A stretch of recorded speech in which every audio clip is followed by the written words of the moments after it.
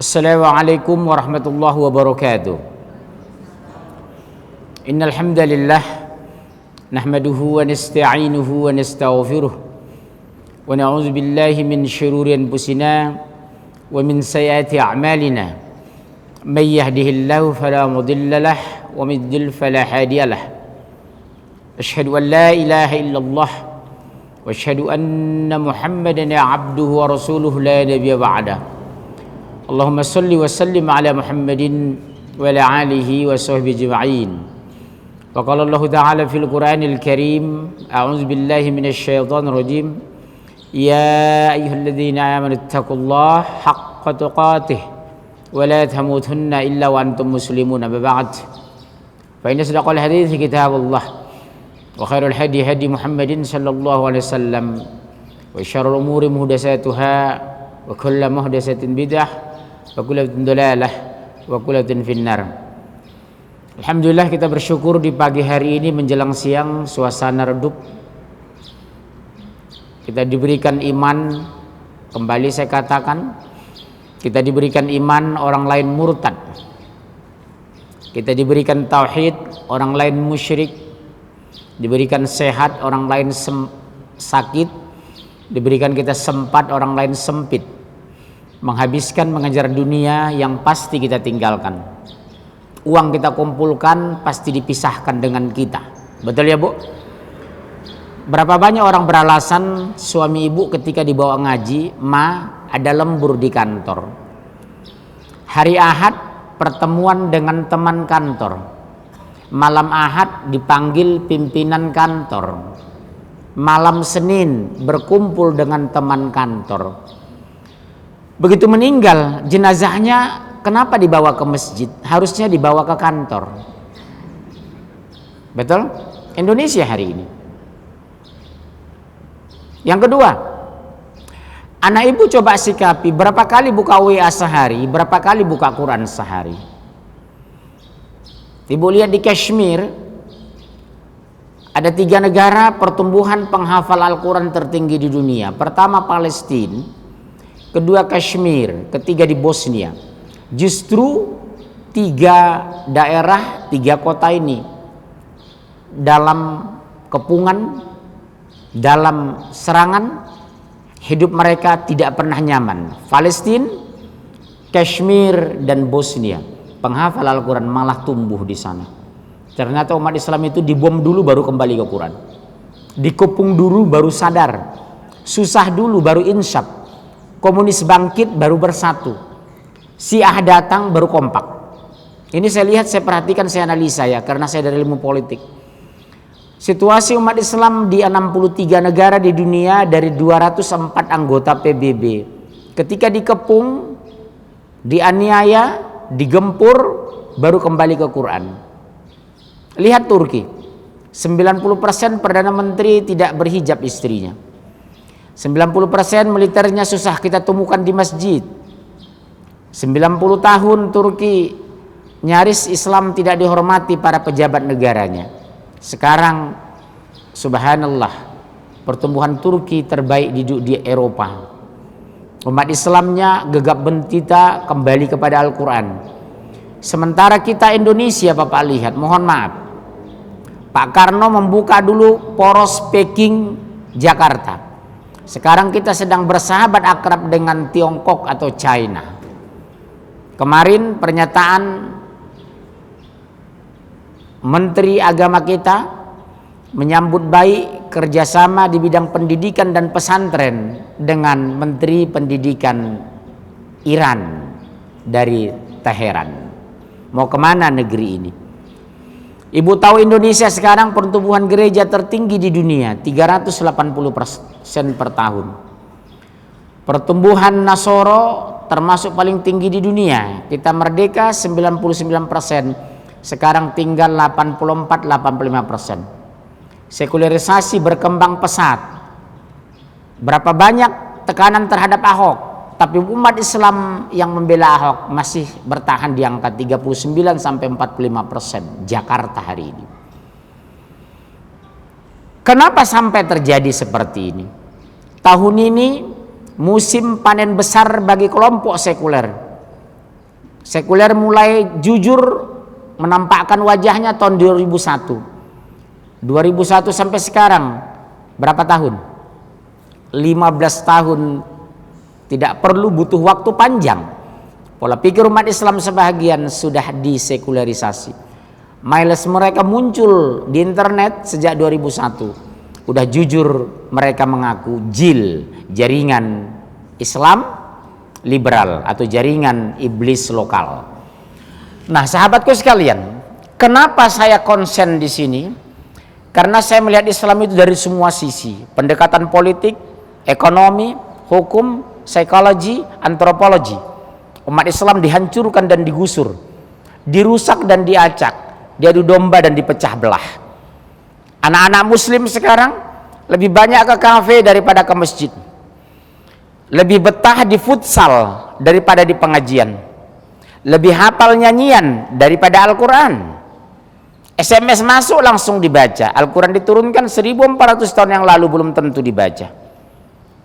Yang berhijab dicurigai, yang bertato dibiarkan, yang bergamis diawasi, yang roksepan malah dipuji. Betul? Jenggot dijaga, tapi jadi setan dibiarkan. Indonesia hari ini, subhanallah, terburuk kita mungkin di Asia Tenggara. Sementara saya lihat di Malaysia, di Brunei, bahkan di Thailand sekarang, Thailand Selatan, mereka rame-rame kembali kepada Al-Quran. Karena apa, Bu?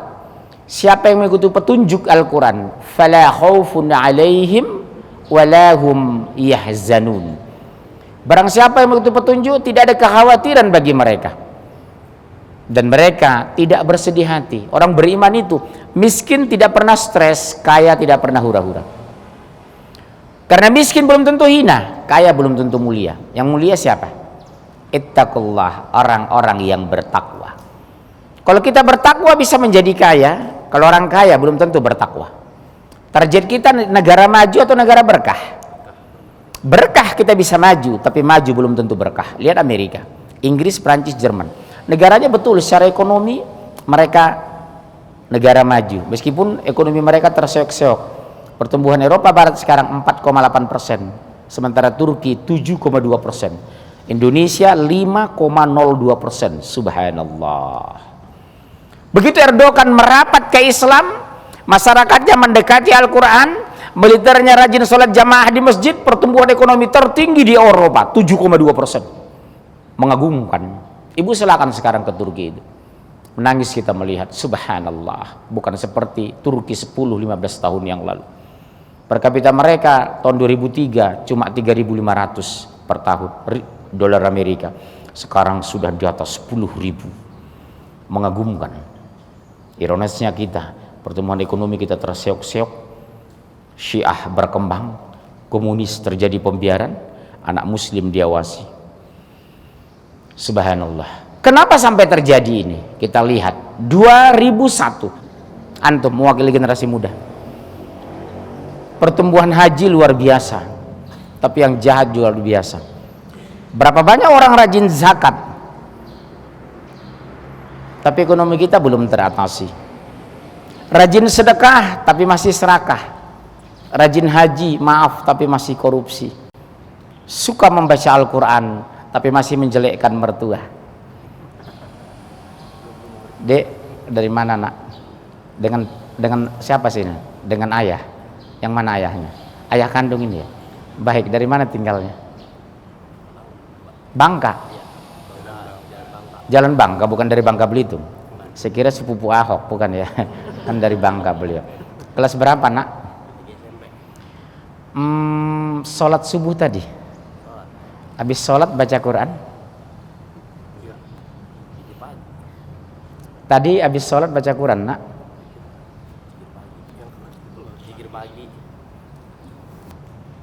Jadi ke depan ini kalau bisa habis maghrib, habis minimal dan habis subuh baca Quran ya nak. Tahu nggak kenapa? Kalau kita suka mendekati firman Allah, satu, diberikan ketenangan jiwa. Kedua, diberikan jalan keluar ketika dapat masalah. Yang ketiga, diberikan apa? Rezeki dari pintu yang tidak disangka-sangka. Ya, itu bagus itu zikir pagi dan sore ya, itu bagus dibaca itu. Menjaga apa? Gangguan dari jin, setan. Karena setan-setan di luar sana lebih banyak. Biasakan mendekati masjid, jangan kafe. Biasakan pengajian, jangan di mall. Karena mall itu pasar, kata Rasulullah. Pasar itu masjidnya syaitan. Makanya orang di masjid cenderung ngantuk karena setan menggoda. Kalau di mall nggak ada orang ngantuk, betul?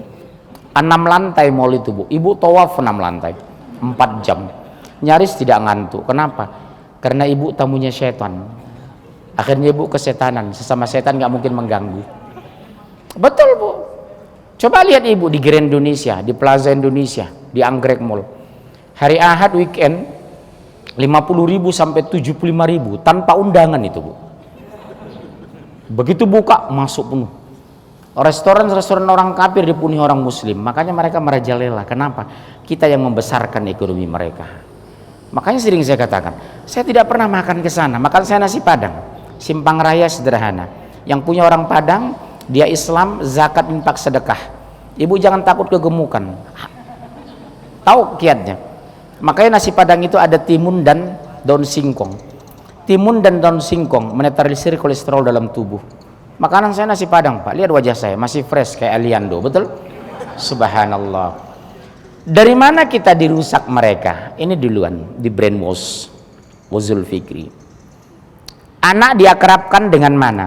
Dengan futsal, bukan masjid. Mahasiswa kita didekatkan ke kafe, bukan pengajian. Di kafe mereka betah jam 10 sampai jam 4 sore. Ibu lihat sekarang. Semua kampus sekarang dijejali dengan kafe. Lihat Salemba itu, samping kedokteran. McD, KFC, Hoka Bento, 7-Eleven berbaris. Dindingnya dari kaca. View-nya indah. Memandang keluar bisa bebas. Wifi internet gratis. Harga kopi terjangkau. Suasananya nyaman. Apalagi mahasiswanya di rumahnya tidak ada AC, anak kos-kosan dari Medan. Betul? Kesempatan untuk merasakan AC. Karena orang yang rumahnya AC atau tidak dari wajah kelihatan. Cenderung orang yang rumahnya AC wajah bersih, karena tidak ada debu masuk. Coba lihat wajahnya, mana AC ini? Subhan. Anak-anak digiring ke sana. Mereka tidak melarang masuk masjid, tapi perkenalkan bagaimana tempat yang lebih nyaman dari masjid. Coba lihat kita di masjid, panas kan? Jujur, panas masuk masjid ini. Karena nggak ada AC-nya. Coba kalau kita bikin semua masjid AC, jemaahnya kasih makan, rame kan di masjid kayak di kafe. Di Hong Kong itu habis Jumatan semua kasih makan. Kita di sini ustadz aja belum tentu kasih makan. Bener, Bu, kecuali saya, karena saya bawel. Masya Allah. Dari mana? Kenapa sampai rusak 15 tahun terakhir mereka panen raya sekarang? Ibu lihat sejarah. Suara apa itu, Bu? Tahun 2001, subhanallah, muncul di Mailis gerakan mereka. Berkembanglah 3 gerakan. Pertama, JIL. Ibu tahu JIL? Jaringan iblis lokal. Kedua, JIM. Jaringan intelektual muda Muhammadiyah. Yang ketiga, muncul lagi INUL, Ikatan Nahdlatul Ulama. Yang keempat, JIN, Jaringan Islam Nusantara. Mereka bermain di mana nih, Bu? Satu, waspadayana Ibu. Satu, yang mereka opinikan, satu, semua agama sama. Subhanallah. Semua agama sama. Benarkah? Kita jawab satu-satu. Surat berapa, Bu? Surat 3 ayat 19 plus 85. Kedua, Al-Quran buatan Nabi Muhammad. Lihat, mantan rektor UIN Alauddin berani mengatakan, berhubung karena Rasulullah sudah wafat, Al-Quran harus kita revisi. Berarti dalam pemahamannya Al-Quran karangan Nabi, bukan firman Allah. Hati-hati, Bunda. Al-Quran mereka tuduh apa, Bu? Karangan Rasulullah. Kita buktikan dengan ayat. Al-Quran karangan Rasul. Benarkah? Kita buka Quran. Surat 69 ayat 40 sampai 48. Kedua, surat 6 115. Ketiga, surat 7 1 sampai 4. Keempat, surat 31 1 sampai 6. Ketiga, surat 24 ayat 1 sampai 6. Surat 2 ayat 1 sampai 6. Yang ketiga, jilbab budaya Arab. Percaya, Bu? Jilbab budaya Arab. Mereka rame-rame menolak busana jilbab karena dianggap kampungan. Buka Al-Quran, surat 24 ayat 31, surat 33 ayat 59. Insya Allah ini selesai. Nanti satu-satu kita bongkar mereka siapa. Kelompok jaringan Islam liberal. Ini baru 3 poin, ada 10 poin kejahatan mereka di Indonesia terhadap Islam dan Al-Quran. Mereka yang kuliah di Boston University Amerika. Pernah ke Amerika, Pak? Di Amerika mereka di mana? Boston University Amerika, Chicago University, McGill University, Australian University. Di sana mereka di brainwash, cuci otak agar umat Islam jangan kembali kepada Quran karena dosennya bukan Islam. Masuk akal nggak belajar Islam ke Yahudi? Sama dengan bikin gudeg ke Tapanuli. Habis makan gudeg, budek. Habis pulang mereka hancur, semua agama sama.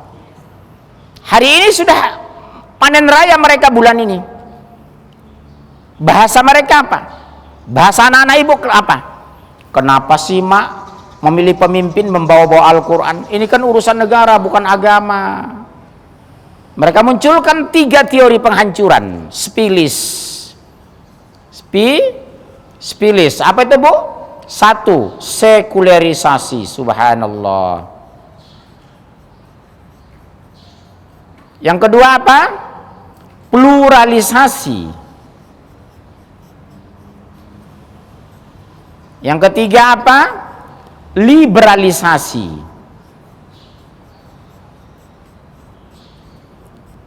Sekuler apa? Mereka ingin memisahkan Al-Quran Islam dari negara. Milih pemimpin jangan bawa Quran katanya. Bicara agama jangan di ruang publik. Bicara Quran jangan pernah di terminal, cukup di masjid. Orang jenggot tidak boleh jadi menteri, berbahaya. Ini strategi mereka agar Islam itu dipisahkan dari agama. Itu di negara lain iya, Bu. Di Eropa kebanyakan bebas beragama, bebas menghina agama. Islam Indonesia bukan negara kafir dan Islam bukan Barat, Islam bukan Amerika. Sepakat? Hati-hati anak kita ini, Pak. Kenapa sih Mak memilih pemimpin harus agama kita? Pertanyaan saya, Amerika negara demokrasi enggak, Bu? Negara demokrasi. Ada enggak Islam menteri di Amerika? No. Pernah enggak Islam presiden Amerika? Tidak.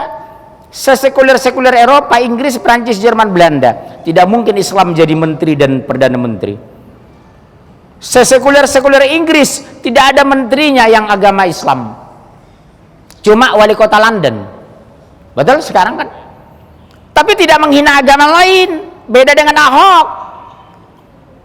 Hari Jumat PNS nggak boleh pakai baju koko, diganti dengan batik.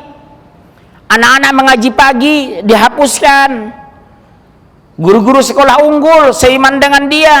Wali kota London tidak merusak agama lain meskipun dia wali kota. Itu bedanya kalau Islam pemimpin, dia adil. Tolong sampaikan bahasa ini. Sering orang Nasrani mengangkat di koran saya lihat.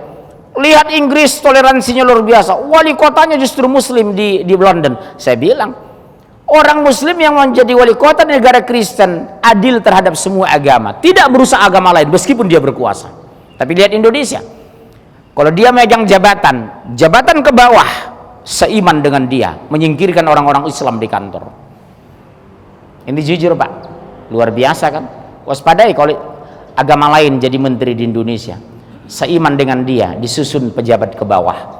Kalau Islam jadi pemimpin, dia adil. Nah, berhasilkah mereka merusak sistem kita? Berhasil.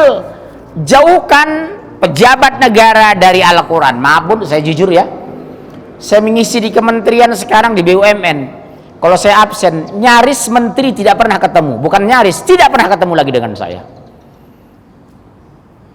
Saya mengisi di BUMN, 9 direktur, 1 pun tidak ada hadir lagi ngaji.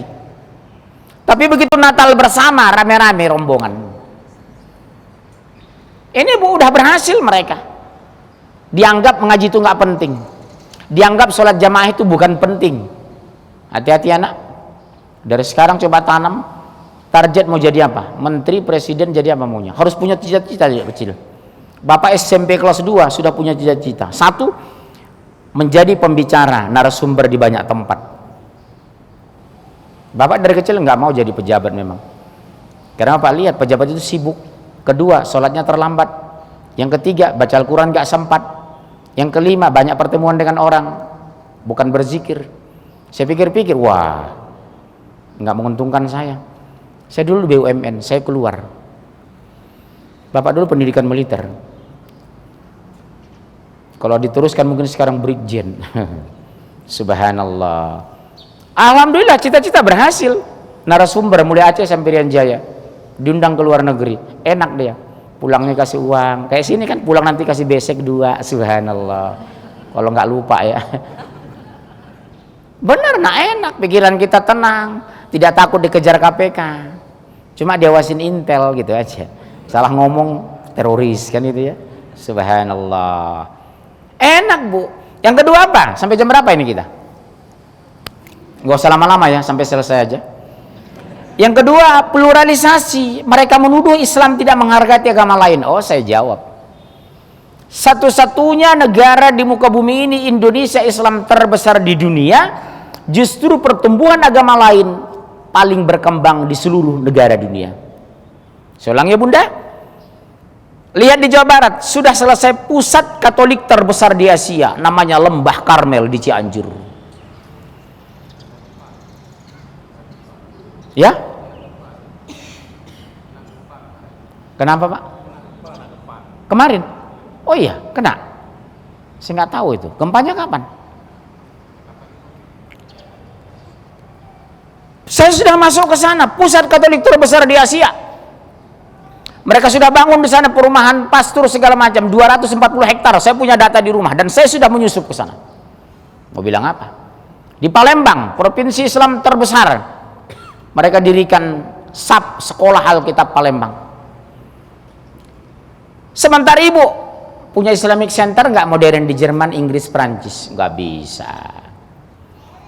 Silakan Bapak S2, S3 ke Jerman, Inggris, Perancis, Belanda, Amerika. Ada libur nasional Idul Fitri, Idul Adha? No. Indonesia negeri Islam terbesar di dunia. Semua agama libur nasional. Waisak Nyepi hanya berapa persen libur nasional. Idul Fitri, Idul Adha mayoritas wajar. Yesus wafat, libur nasional. Yesus naik ke pangkuan, bokapnya di sorga, libur nasional. Semuanya libur Pak. Coba antum pernah ke Amerika belum ya? Di Amerika antum tahu nggak? Yang libur bersama hanya 2 kota itu, Washington dengan New York. Selebihnya no. Islam harus minta cuti baru dapat libur. Indonesia saya bilang, mereka bebas mendirikan rumah ibadah. Pertumbuhan gereja tertinggi di dunia, 380% per tahun. Kurang apa lagi kita? Kenapa dikatakan kita tidak menghormati perbedaan? Pernah nggak kita membunuh orang-orang kafir di Indonesia? Pernah kita buntu nggak orang-orang Katolik Protestan? Tidak, karena agama mengharamkan itu. Silakan katedral, coba lihat berdampingan dengan Istiqlal. Di Bekasi Bu, 8 gereja berjejer. Bekasi Bu, dekat Cakung itu. 8 gereja berjejer, 8 sekte, ada izin, 8 gereja berjejer. Kurang menghargai perbedaan nggak? Ini mereka giring ke sana. Ketiga apa Bu yang mereka hancurkan? Liberalisasi. Liberal itu artinya apa? Bebas. Mereka mau giring kita kebebasan. Makanya muncul apa? LGBT. Homoseks mau kembangkan. Lesbi mereka biarkan. Ini target Barat. Mereka sekarang sudah berani transparan di hotel Indonesia mendemo agar LGBT berkembang. Maaf, ini Indonesia bukan Amerika. Kalau di Amerika, dek, maaf ya nak, bapak bukan porno. Begitu kelas 2 SMP di sana, negara membagikan apa? Kondom, agar mereka melakukan seks sehat. Islam tidak mengenal itu. Seks kita seks halal dan sehat, namanya pernikahan. Saya ulangi ya bunda, sekarang sudah mengalir pola pikir itu ke Indonesia. Saya wawancarai seorang anak SMP kelas 2. Kamu SMP nak? Iya. Kelas berapa? Kelas 2. Sudah pernah melakukan hubungan seks? Sudah. Kapan nak? Setiap malam minggu. Di mana? Di rumah pacar saya. Mau bilang apa bunda? Di Tangerang pak, seorang wanita SMP kelas 2 membawa PCD player dengan PCD porno ke SMP, ke sekolahnya. Sampai di sekolah dia ngomong sama teman laki-lakinya, nanti jam istirahat kita naik ke atas ya, kita nonton PCD porno bersama saya. Tapi janji, habis menonton ini lakukan kepada saya bergantian, kata wanita itu kepada 2 teman wanita laki-lakinya. Makanya ibu pulang nanti coba panggil, bapak jujur aja ngomong nanti, tapi berdua di rumah, hati ke hati. Salam anak gini, sini nak, sini. Sini nak, sini. Sini, ayo berdiri sini, kok bengong? Sini. Siapa namanya? Bapak praktekin rumah, karena saya laki-laki juga semua anak saya pak. Ya, jadi coba nak jujur ya nak bilang, sudah pernah melakukan hubungan seks? Belum. Tidak akan ya, sampai pernikahan ya. Kalau jawabannya belum, peluk dia pak, peluk. Demi Allah, nak pertahankan ya nak, itu hukumnya haram nak, dosa besar nak, zina itu. Kalau dia katakan sudah, bapak jangan panik jangan panik dan marah. Bisikan satu bahasa kepada anak. Nak, demi Allah, mama tetap bangga kamu jujur hari ini, demi Allah ya nak. Pertanyaan 4, silakan duduk. Pertanyaan 4, lakukan kepada anak wanita ibu, anak laki-laki ibu nanti malam. Kalau dia mengatakan sudah ma, jangan ibu panik, jangan emosional. Dia nanti keluar rumah, dia lari, dia mencari temannya di luar. Pertanyaan ibu lanjutan lakukan 4. 1, kapan kamu lakukan nak? 2, di mana kamu lakukan? 3, dengan siapa kamu lakukan? 4, berapa kali sudah kamu lakukan? Sudah jujur semua, transparan? Demi Allah nak, mama bangga kamu jujur, tapi berhenti ya nak, suatu saat ada waktunya. Saya tanya sama laki-laki ini, kamu melakukan hubungan seksnya di mana? Di Cikini. Di mana? Di rumah pacar wanita saya. Siapa yang pertama buka celana? Saya pak. Kenapa? Dipaksa sama pacar saya. Jadi maaf bu, agak ekstrim saya, maaf, saya tidak katakan, jangan katakan saya kasar ya. Yang kegatalan itu wanita.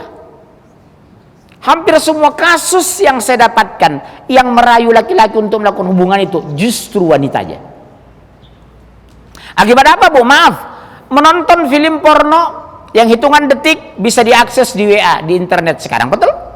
Coba buka Google itu, hitungan detik keluar. 34.000 situs porno masuk ke Indonesia, yang kita buang bisa paling 1.700. Selebihnya itu yang di depan anak itu. Satu pertemuan di kawasan elit Jakarta Barat bu, saya kumpulkan anak-anak. Sebelah kiri saya ibunya kandungnya, sebelah kanan anak SMP SMA. Saya jujur ya nak, siapa yang kalian sudah melihat film porno dan sering? Cuma dari sekian banyak yang belum cuma 3 orang. Sering kamu lakukan, sering kamu lihat itu nak? Sering pak. Berapa kali? Nggak kehitung katanya. Maaf, bisa ibunya cengengesan sebelah kiri saya, bukan malu dan nunduk dengan pertanyaan dan jawaban dari anak kandung mereka. Ibunya sudah sekuler, karena dianggap itu sudah biasa zaman sekarang. Tahu bapak sekarang udah muncul pernyataan anak-anak SMP SMA kepada anak wanitanya, hari gini kamu masih perawan, malu dong. Hari gini kamu masih gadis, malu dong. Masa SMA masih perawan? Ini muncul pak bahasa ini. Jadi otak saya itu karena anak saya laki-laki 3-3-nya. Waduh, ya Allah, kalau bukan karena Engkau melindungi Allah, mustahil hamba mengawasi. Apalagi saya pak, jam 3.15 dini hari saya sudah keluar. Kadang jam 1 malam baru pulang. Kalau enggak berlindung kepada Allah, siapa lagi Allah mengawasi anak-anakku? Ya Allah, lindungi mereka, ya Allah, keturunan kami. Rabbana hablana min azwajina wa zurriyatina qurrata a'yun waj'alna lil muttaqina imama. Itu bapak, ibu baca terus ya bu. Nggak mungkin ibu mengawasi anak kita di rumah. Masuk ke rumah, negara tutup pintu, sudah internet. Makanya di rumah saya, anak-anak saya tidak boleh pintu kamar tidur dikunci. Kadang jam 2 malam saya bangun, saya cek suhunya AC, selimut jatuh, kemudian jenis internet yang mereka buka, situs-situs yang mereka amati. Jangan pernah pintu kamar anak terkunci. Dari orang tua saya seperti itu sama kami. Jadi nggak boleh kami ngunci kamar. Suatu waktu orang tua kami inspeksi, kayak menteri. Iya Pak, saya lakukan sekarang terhadap anak saya. Anak-anak tidak boleh ngunci pintu, kondisi apapun tetap kunci, pintu tidak terkunci. Ibu nggak main-main sekarang. Yang dilakukan ibu apa? Berpelukan dengan anak setiap bertemu dan mencium anak. Hangatnya pipi ibu bersentuhan dengan anak kandung kita bisa merubah situasi dan melembutkan hati mereka, insya Allah. Lihat hadis Rasulullah. Setiap kali aku bertemu dengan anakku Fatimah, aku mencium dan memeluknya meskipun dia sudah menikah. Biasakan Pak, mau berangkat sekolah peluk dia. Sampaikan doa kepada Allah atas dia. Bisikkan kalimat yang membuat dia nyaman. Jadikan dia sahabat terbaik. Jangan perlakukan 100% dia sebagai anak. Jadikan dia sahabat kita. Peluk dia, rangkul dia. Pelukan kita 1 menit lebih berbahagia, lebih bermakna daripada nasihat 1000 bahasa. Karena saya belajar psikologi dulu, psikologi wanita, psikologi anak. Jadi ibu bunda, biasakan minimal 2 kali sehari memeluk anak. Anak mau tidur, peluk, cium dia. Selamat tidur ya nak. Kamu berdoa ya nak. Assalamualaikum. Waalaikumsalam, masuk. Anak sekarang, anak SMA sudah jarang berpelukan dengan ibunya, malu. Anak sekarang sudah jarang bergandengan tangan dengan ibunya. Anak sekarang sudah tidak membanggakan sosok ibunya. Terus siapa yang dia banggakan? Padahal ibu terdekat dari dia. Bunda, bun. Kehancuran anak Islam. Geng motor itu bukan ponakan Ahok, bukan anak Haritanu. Geng motor itu orang-orang muslim. Yang kena narkoba 16.000 orang meninggal per tahun. Itu bukan anak China, itu anak-anak muslim bunda. Meskipun pengedarnya mereka dari luar sana. Target mereka apa? 1, narkoba. 2, pornografi. Yang 3, murtadkan. Baru kemarin 2 anak Habib wanita murtad. Gak berapa lama ibunya stres, ibunya pun meninggal. Demi Allah, laporan masuk sama saya seminggu yang lalu.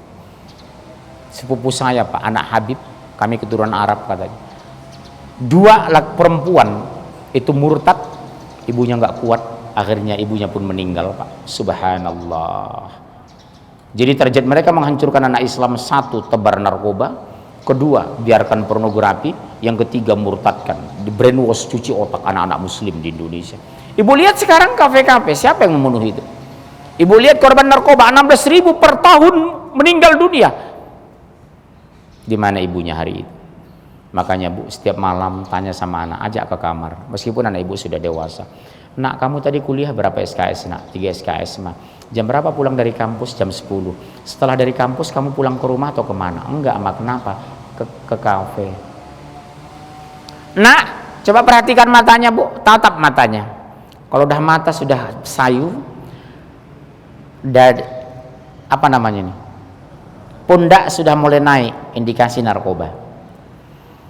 Yang kedua, ciri-cirinya Bu, kalau orang terkena pornografi, diam berlebihan tapi menatap wanita berlebihan. Maaf, karena yang dibayangkannya sudah lain. Waspada itu, karena saya belajar psikologi anak. Kalau udah cara memandang dia terhadap wanita ibu lihat sudah lain, saya sudah kena ini. Pornografi Pak, itu tidak bisa direhab setahun. Kalau narkoba stadium 2, 3 bulan 6 bulan selesai. Karena kita putus mata rantai dari pemakai, dia tidak bisa beli. Hapuskan nomor telepon dari teman akrabnya pemakai, dia sudah tidak bisa komunikasi. Tapi kalau pornografi, dokter mana bisa memotong mata rantai hayalan? Narkoba bicara zat, pornografi bicara hayalan. Tolong demi Allah bunda ya, demi Allah, kita sama-sama punya anak remaja sedang berkembang sekarang. Tolong tanyakan nanti. Kalau mata sudah mulai sayu, pundak sudah mulai naik, kamar sudah sering dikunci, indikasi uang sudah mulai hilang, biasanya kena narkoba. Sudah mulai itu. Saya sering diminta pembicara masalah narkoba di Indonesia. Kalau pornografi matanya lain. Itu hati-hati bunda ya. Berhasilkah mereka? Berhasil. Dari fisik mereka rusak lewat narkoba, Dari agama mereka rusak, pemurtatan. Dari pola pikir mereka rusak, jil. Sempurna mereka merusak Indonesia hari ini. Kenapa Indonesia target? Karena Indonesia negeri Islam terbesar di dunia, sumber daya alam paling melimpah. Sampai Amerika kemarin mengatakan, George Bush mengatakan, Indonesia mesin uang Amerika. Siapa menguasai Indonesia, dia menguasai sorga. Ibu lihat, saya keliling Bu dari Aceh sampai Renjaya, luar biasa kaya Indonesia. Laut kita potensinya 400 triliun per tahun, yang dapat cuma berapa? Hutan kita puluhan juta hektar sekarang yang ingin mereka ambil. Di bawah kita minyak, tahu nggak di Pekanbaru itu Bu? Saya 9 tahun di Pekanbaru. Sekarang ditemukan Amerika minyak seperti danau sekarang, tanpa eksploitasi, tinggal naikkan itu di bawah kota Pekanbaru hari ini. Di mana orang-orang Muslim taat, di sana sumber daya mineral luar biasa. Lihat Aceh, penghasil gas dan minyak. Lihat Riau, penghasil minyak, gas, minyak di bawah, minyak di atas, minyak bumi di bawah, minyak sawit di atas. 4 juta hektar sawit mereka. Yang menguasai sawit sekarang Malaysia, urutan kedua sekarang. 4 tahun ke depan akan menjadi urutan pertama di dunia, penghasil sawit terbaik di dunia. Kemana ekspansi mereka? Indonesia. Terus mereka tinggal di mana? Tanah kita sudah dikuasai mereka. Semarkon, Agung Podomoro, Sedayu, Sinarmas, Ciputra, Tamrin, Sudirman, Gatot Subroto, Kuningan, TB Simatupang. 800 gedung bertingkat, urutan ke-17 di dunia Jakarta ini. Maaf, yang megang bukan kita. 80%, 90% mereka megang. Anak kita kemana tinggal nanti? Setahunya udah punya apartemen, nggak apa-apa nak. Diam-diam, jangan dengar apa-apa. Punya apartemen nggak? Udah, belum. Masa sih? Nggak tahu. Rumah berapa? Satu. Cuma satu. Istri berapa? Istri papa? Satu. Anaknya berapa? 4. Jadi anak 4, istri dari mama gitu. Udah berapa apartemen bapak punya? Enggak. Belum. Rumah cuma 1. Bayangkan mereka hidup 1, rumahnya 5 apartemen 15. Terus ke depan tidur di mana? Bingung kan? Bingung kan? Apalagi 50 tahun ke depan mau tidur di mana anak-anak Muslim? Makanya saya kalau ada uang saya pengen saya bisa punya rumah 4, punya apartemen 4, punya tanah luas. Karena apa? Ke depan kesulitan anak kita. Jadi kalau bapak punya uang, beli rumah sebanyak-banyaknya, beli tanah sebanyak-banyaknya. Punya tanah nggak di Jakarta? Asli dari mana? Nggak jelas. Kampung dari mana? Orang tua di Jakarta nggak? Aslinya sukunya dari mana? Jawa Batak. Jawanya siapa? Bataknya siapa? Boru apa ibu? Boru apa? Oh Nasution. Bapaknya dari mana Jawanya? Sunda. Madura. Madura. Berarti bukan Jawa dong, Madura gitu. Iya. Madura gitu. Apa malu ngaku Madura? Malah beruntung kita. Kalau nggak ada Madura banyak sampah berkeliaran. Mereka pemulung luar biasa lo ngumpulin sampah. Betul kan? Iya. Bayangkan puing-puing tsunami kalau nggak ada Madura, itu sayang siapa yang ngambil. Iya harus bangga. Saya Madura, Allahu Akbar gitu loh. Subhan. Tapi ada 2 tokoh Madura sudah murtad menjadi pendeta. Edi Sabto dengan Lisa Odah. Kemarin mereka pendeta sudah meninggal kemarin. Orang Madura jadi pendeta. Subhanallah. Ya hati-hati ya. Targetnya orang-orang sekampung dia. Nanti jangan ngomong ya sama papa kalau saya nanya apartemen nanti ya. Saya mau cross sama si bapak. Bapak asli dari mana pak? Dari Jawa. Jawa mana? Bapak tinggal di mana sekarang? Di Jalan Bangka. Udah punya rumah sendiri? Alhamdulillah. Ya Jalan Bangka berarti mahal loh, puluhan miliar itu ya. Jalan Bangka itu kan mahal. Bangka berapa bapak? Saya tinggal di Bangka dulu. Di Jalan Bangka Raya. Saya Bangka 2. Iya. Berarti bapak udah punya uang miliaran sekarang. Ada pingin nggak menjual itu, beli apartemen 2 atau 3 untuk anak-anak? Saya dengar anak 4. Ya kalau ada uang beli aja pak sebanyak-banyak, beli rumah apartemen. 1 paling 800 juta, beli 4 berapa? 8 kali 4 berapa? Baru 3,2 M. Masih kecil pak. Mau nggak beli apartemen? Mau sih, tapi nggak, uangnya yang kurang gitu ya. Bu, tahu nggak sekarang? Sekarang saya sosialisasikan sama kawan-kawan yang mampu, tolong sebanyak-banyaknya beli tanah di Jawa Barat dan punya rumah. Kedepan ini anak kita tinggal di mana? Mereka kuasai. Cimahi 80% tanah strategi mereka megang. Medan itu kota Medan sekarang 85% mereka pegang. Pekanbaru 80% mereka. Di mana anak-anak kita besar? Makanya saya kerja keras, Pak. Berangkat pagi pulang malam. Tujuan apa? Kalau ada uang saya beli apartemen, beli rumah, apartemen, beli rumah. Tapi Bapak jangan coba-coba minta ya. Itu anak saya nih soalnya. Anak saya 3, Bu. Subhanallah. Bener, Bu. Ibu jangan santai lah. Jadi Ibu kurangi jalan ke luar negeri, mendingan beli rumah, beli apartemen. Anak kita kemana ke depan ini? Habis. Udah cukup pulang kita? Belum. Kita teruskan. Setelah mereka berhasil 15 tahun, tidak butuh waktu panjang. 15 tahun gerakan mereka sekularisasi, pluralisasi, liberalisasi. Sekarang tahun ini mulai panen raya. Lihat Ahok. Aksi 7,5 juta seluruh Indonesia bangkit Jakarta. Mereka masih ngotot, saya teman Ahok. Otak itu sudah bersih, Pak, dari Islam. Al-Quran sudah dibuang. Mereka ngaku tiap malam baca Quran, tapi ayat-ayat dilecehkan. Babi haram mereka ikuti, tapi mengangkat pemimpin kafir mereka tidak mau patuh. Karena sekularisasi tadi, pisahkan agama dengan negara. Jangan masukkan Quran ke ruang publik, bahaya. Ngangkat pemimpin silakan semua agama. Strategi mereka berhasil hari ini. Subhanallah. Dari mana kita mulai, Bu?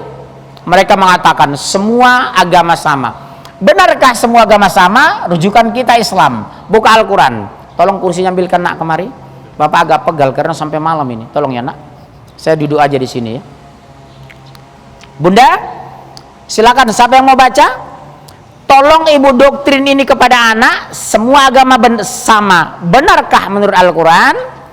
Buka Al-Quran surat 3 ayat 19.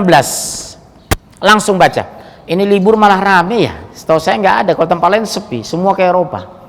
Kita ini pulang dari Eropa atau nggak ada uang ke Eropa ya? Tempat lain sepi, Mas. Liburan ini kenapa? Ke luar negeri. Pak, saya di New York. Di mana? Washington.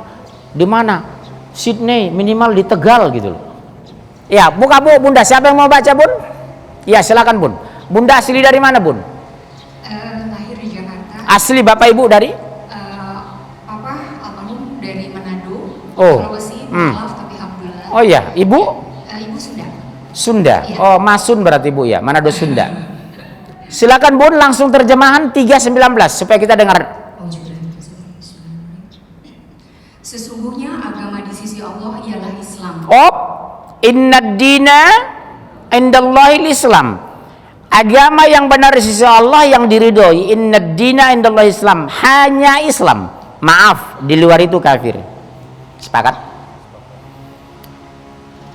Mengagumi orang lain, jangan korbankan akidah. Menghargai toleransi, jangan Natal bersama. Toleransi bukan hanya itu. Pernah nggak melihat Nasrani sholat Jumat bersama Pak Jokowi? Enggak kan? Karena sholat Jumat sudah ibadah, menghadiri Natal sudah ibadah. Mestinya orang Islam tidak hadir acara Natal meskipun seorang presiden, karena Natal bersama untuk Kristen, bukan untuk Islam. Kalau mereka mengatakan, Pak mohon maaf, kami kan sudah mengucapkan selamat Idul Fitri, apa susahnya mengucapkan selamat Natal? Saya jawab, Pak Pastur, Pak Pendeta, mau nggak mengucapkan 2 kalimat syahadat? Oh nggak mungkin Pak, karena itu akidah. Sama dengan kami, nggak mungkin mengucapkan Natal karena akidah. Yesus dalam pandangan Anda sebagai Tuhan, kami sebagai Nabi, hukumnya haram. Toleransi kita banyak bentuk Pak. Bisnis kerjasama, membangun negara kita gotong royong, keluar kota sama-sama, kuliah bersama, boleh. Ada sebelah kita, siapa namanya? Sebelah rumah kita, Perlindungan Tupak Sihombing, pendeta. Jam 1 malam nelpon kita, Pak tolong bantu saya, anak saya sakit, tolong bawa ke rumah sakit. Kita bantu. Meskipun seorang pendeta, Tupak Perlindungan Sihombing. Sebelah rumah ibu ada biksu. Biksunya dari Bali. Putu gede banget. Jam 2 malam nelpon, Bu tolong bantu saya, istri saya mau melahirkan, mobil bocor bannya. bangun ibu bantu, Islam menghargai itu. Tapi maaf, Natal bersama, Waisak bersama karena ibadah, kita haram hadir. Seperti abang andaku, Bang Luhut Panjaitan, tidak mungkin sholat Jumat dengan Jokowi karena dia tahu sholat Jumat itu ibadah. Betul? Islam itu ilmiah. Tapi kenapa umat Islam kejebak? Mereka nggak salah, yang salah umat Islamnya. Betul kan Bunda? Atau ucapkan selamat Natal kepada mereka dengan bahasa Arab. Nih salam sana, sini berdiri sini, cepat berdiri cepat. Apa yang saya ajarkan kemarin? Salamun ala man ittaba'al huda. Apa artinya? Semoga keselamatan dilimpahkan kepada orang yang mengikuti petunjuk. Jadi kalau saudara ibu Nasoro, Katolik, Protestan, udah supaya jangan mereka tersinggung, tetap ucapkan selamat, tapi pakai bahasa Arab. Salamun ala man ittaba'al huda. Rasulullah mengirim surat kepada Raja Kristen Najasyi di Ethiopia pakai bahasa itu. Tapi bukan saya anggap dia Kristen, ini uji coba aja gitu. Apa artinya itu Bu? Kata mereka. Oh bagus, bilang aja. Karena selamat, keselamatan. Jangan ujungnya sampaikan. Mudah-mudahan menerima petunjuk. Oh jangan Bu, langsung katanya nanti. Salamun ala man ittaba'al huda ya Pak Pastor. Apa artinya Pak? Semoga keselamatan limpahkan kepada Anda. Dalam kurung, kalau Anda mengikuti petunjuk, kalau Anda ikut Quran Pak Pastor, kalau Anda mengikut apa? Mengikut Islam, insya Allah Anda surga bersama kami, insya Allah. Dakwahi mereka. Kita nggak boleh bakar gereja, tapi berdakwah. Bukan sentimen tapi argumen. Bukan memukul tapi merangkul. Bukan mengejek tapi mengajak. Soal mereka masuk Islam, alhamdulillah. Tidak masuk Islam, kita sudah dapat pahala. Karena yang berikan petunjuk itu Allah, bukan kita. Betul ya Bun? Saya alhamdulillah atas izin Allah, banyak saya masukkan Islam orang Katolik, Protestan. Dari pasca sarjana UGM itu 2 orang Pak. Berdialog 2 jam saya. Etikop pertama 2 tahun yang lalu. Habis saya ucapkan, Mas mohon maaf jangan tersinggung ya Mas. Sampean ini kan S2, orang intelek. Anda bisa melihat kebenaran Quran itu. Kalau Anda masuk Islam insya Allah surga loh. Aslam salimah assalam, menyelamatkan. Apa dia bilang? Saya pikir-pikir dulu Pak. Karena saya ingin masuk Islam, kalau saya betul memahami Islam. Bagus. Tapi kalau sampai besok pagi Mas tidak masuk Islam, meninggal, saya pastikan neraka jahanam loh Mas. Oh saya orang Batak ngomong apa adanya. Kalau sampai besok pagi Mas tidak masuk Islam, meninggal, neraka jahanam loh. Laqad kafarul ladzina qalu innallaha al-masih ibnu Maryam. Kafirlah orang mengatakan Isa al-Masih putra Maryam adalah Allah. Karena Isa putra Maryam, bukan putra Allah. Itu hak kita ya.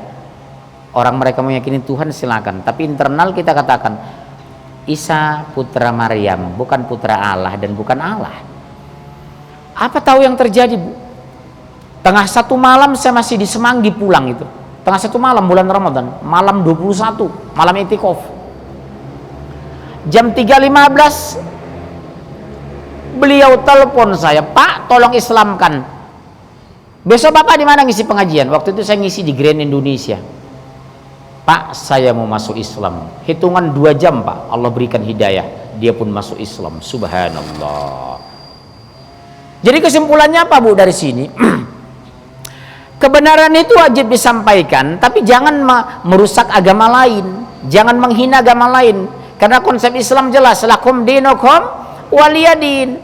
Kewajiban kita menyampaikan, qul ya ayyuhar rasul balligh ma unzila ilaika mir rabbik. Hai Rasul, sampaikanlah apa yang kau dapatkan dari Tuhanmu. Bukan memaksa orang agar menerima Islam, itu urusan Allah dengan mereka. Dan kita tidak boleh memaksa mereka. La ikraha fid din. Tidak ada paksaan dalam agama. Ayat ini Bu disalahgunakan anak Islam. Disuruh sholat, nak sholat nak. Ma la ikraha fid din. Gak ada paksaan dalam agama. Ini kan berusaha. Ini untuk ke agama lain maksudnya. La ikraha fid din. Mendakwahkan Islam sebuah kewajiban, tapi bukan paksaan. Makanya saya kalau dialog dengan kawan-kawan dari pendeta, dari pastor, dari kawan-kawan Nasrani, selalu berusaha untuk sesantun mungkin. Mohon maaf ya Pak, Allah yang kami iman itu transparan, objektif, jelas. Apa contohnya? Innani anallah, sesungguhnya aku adalah Allah. Allah sendiri yang mengaku dirinya. La ilaha illa ana, tidak ada ilah kecuali aku. Fa'aburni, mengabdilah kepadaku. Wa aqimis sholata li dzikri, dirikanlah salat untuk mengingatku. Jadi objektif ajaran Islam itu. Allah yang memperkenalkan dirinya, sesungguhnya aku adalah Allah, sama dengan saya. Kenalin Pak, saya Munzir Situmorang. Yang pasti saya dari Tapanuli, bukan dari Garut. Betul? Subhanallah. Teruskan ayat itu, Bun. Iya, terus. Tidaklah berselisih orang-orang yang telah diberi kitab kecuali setelah mereka memperoleh ilmu. Iya, justru Islam dimusuhi setelah mereka tahu Islam agama yang hak. Kenapa Islam selalu dihina? Karena Islam agama mulia. Kenapa kita ingin dijatuhkan? Karena kita tinggi. Kenapa kita mau direndahkan? Karena kita mulia. Kenapa kita difitnah? Karena Islam agama yang hak. Agama lain tidak pernah difitnah. Israel menembaki Islam di Palestina, tidak pernah dikatakan Yahudi teroris. Orang Buddha membunuh Islam Rohingya di Myanmar, pernah dituduh orang Buddha teroris? Islam dibantai di Kashmir sama orang-orang agama lain, pernah dituduh Hindu teroris? Kenapa Islam hanya dituduh teroris? Karena kita agama mulia, kita tinggi, kita agung, kita terhormat. Sama dengan Bunda. Kenapa wanita muslim itu berhijab? Karena ibu mulia, tinggi, agung, dan calon sorga, ditutup. Coba ibu beli gorengan 1.001, dipegang-pegang orang nggak jadi beli. Penggorengannya bekas bulu ketek, minyaknya sudah hitam. Tapi kalau ibu beli bolu Medan, lapis legit Medan, harga berapa Bu? 450.000 di dalam etalase, kacanya 3 mili tebalnya. Bu, no, yang warna coklat, no. Megang nggak boleh, apa nggak boleh? Kenapa? Harganya mahal terhormat, makanya ditutup. Jadi orang yang membuka aurat itu murahan, yang nggak berhijab itu murahan, kampungan, desa. Iya Pak, lihat presiden kita, karena dia orang penting, dia orang terhormat, pintu mobilnya dibukakan, konsep pidato dituliskan, kacamata dibawakan, makanannya disterilkan. Nggak sembarangan Bu, beda dengan ibu, asal ada dimakan. Begitulah Islam. Kenapa ada peraturan? Oh nggak boleh, ini haram, karena kita orang penting. Kenapa ibu wanita tidak boleh berkeliaran malam? Karena ibu orang penting, berbahaya keluar malam. Kenapa ibu pakai hijab? Karena ibu terhormat. Tubuh itu udah dibeli Allah dengan sorga kalau ibu beriman. Jadi jangan kecil hati kita difitnah. Justru difitnah membuktikan Islam agama yang benar. Justru kita dilecehkan orang, menunjukkan bahwa kita memang tinggi. Kita dihina orang karena kita mulia. Justru orang iri melihat Islam. Kenapa Islam semua sisi ada yang ngatur? Masuk ke WC pakai ada bacaan, bangun tidur ada doa, pakai busana ada doa, maaf, melakukan hubungan seks, making love saja pun ada doanya. Subhanallah. Ibu bangga nggak jadi orang Islam? Bangga. Saya bukan bangga dengan Batak saya bangga dengan Islam saya. Lihat wajah saya, walaupun orang Batak, beda dengan supir PPD Metro Mini, betul kan? Bandingkan situ orang yang supir PPD dengan wajah saya, lebih enak wajah saya kan? Islam itu bisa merubah karakter. Di sana kan amuba, asli muka Batak, atau gerobak pasir, gerombolakan Batak susah diusir. Bandingkan orang-orang Batak Islam dengan non itu, penampilannya, gaya hidupnya, kejujurannya, amanahnya, wajahnya kelihatan beda.